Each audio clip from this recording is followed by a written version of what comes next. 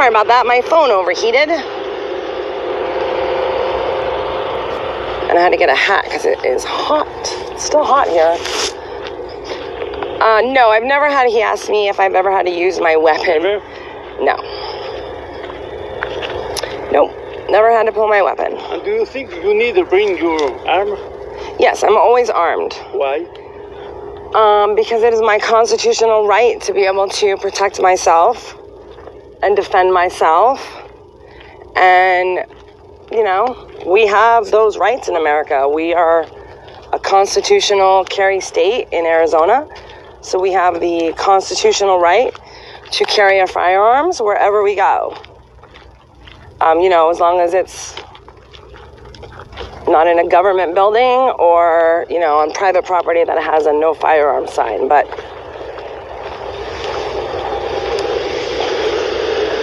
thank you, sir. Keep my wall safe.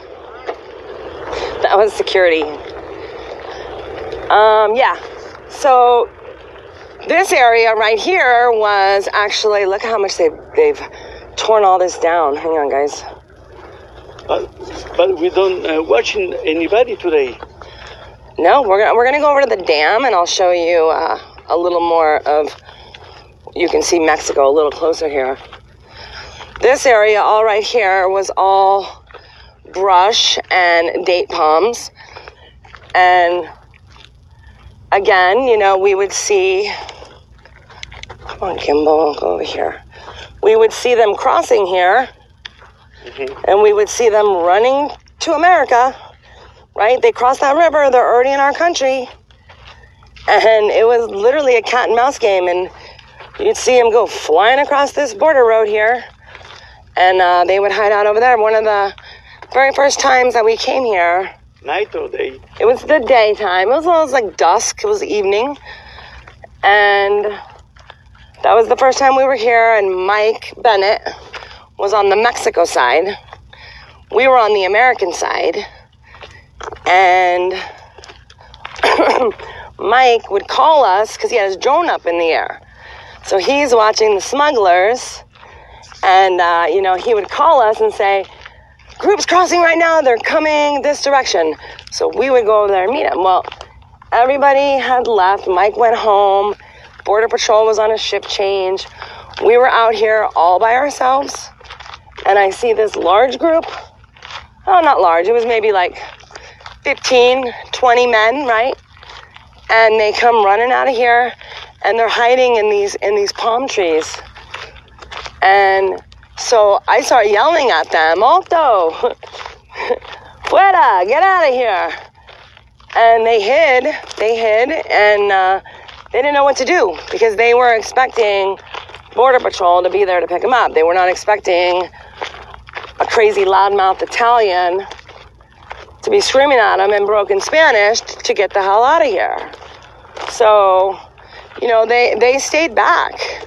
They stayed back for, I don't know, maybe a good 20, 30 minutes until the Border Patrol showed up, and then they came out of hiding and they ran in there. Look at all this, guys. Look at all of this. This was all illegal stomping grounds right here. And now, look, they're tearing that out. They're taking all that out. And all these trees have been removed right here. So we used to camp right here. These trees. This was our campsite over here. Now it's a construction site, which I am totally happy with. I love it. And also all the trees are gone.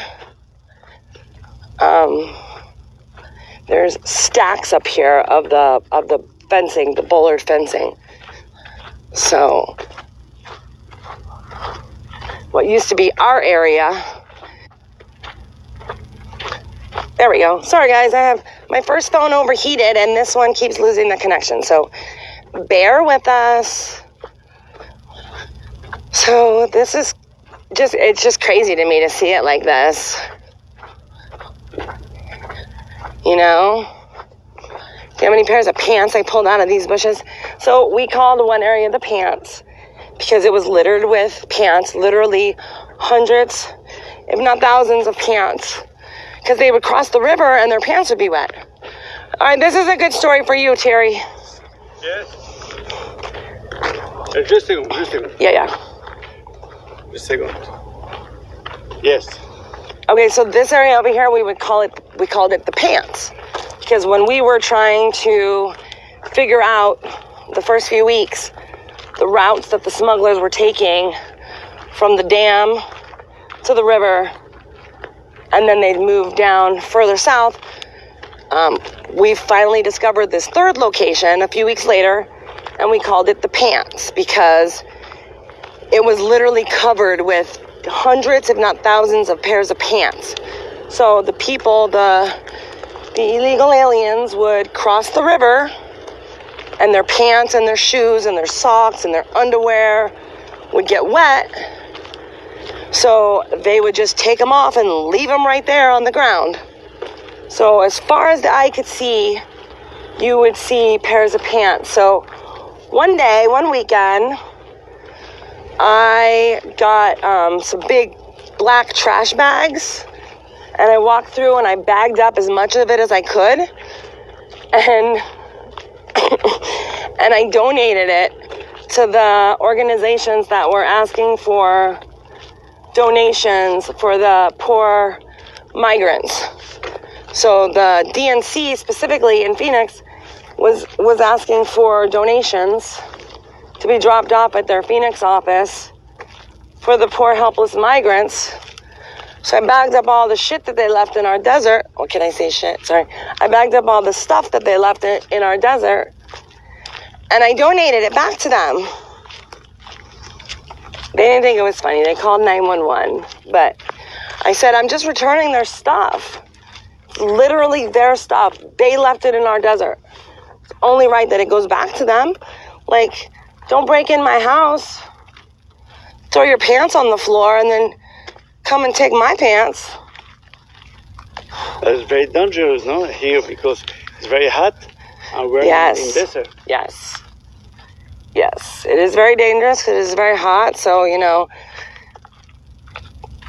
just got to be smart. You got to wear a hat, drink a lot of water, take breaks. And sometimes the people did there. Some people die crossing the desert. Yeah, not here because it's so close from Mexico to America. But, there are areas on our southern border where... What do you think about this? People die. I think, don't cross a desert in the middle of the summer. Don't sneak into another country in the middle of the summer. You don't know the terrain. You put your life at risk. I feel bad. I don't want anybody to die. I value life, regardless of who it is. I don't want anybody to die. But again, stop coming into our country in the middle of the desert in the middle of the summer, and you won't die. So we have liberals that leave water, along the desert for the people as they cross. And sadly enough, most of that water and food is used by the cartels. So the cartels are coming through those areas and they drink the water and the food that the liberals leave them. So, stupid liberals think that they're saving the world and they're just aiding and abetting what is this? criminal organizations. Yes, isn't it beautiful? Look. Dun, dun, dun, dun, dun. Look at it. I feel like we should have like a ribbon cutting ceremony when this thing's up. Look at all that wall, guys. Look at all that beautiful wall. It's gorgeous.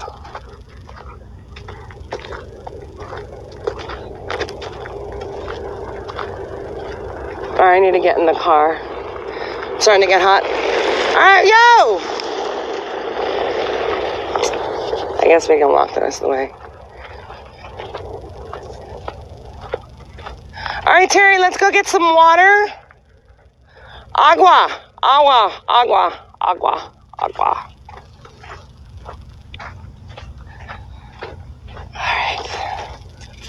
Yeah, guys. I mean.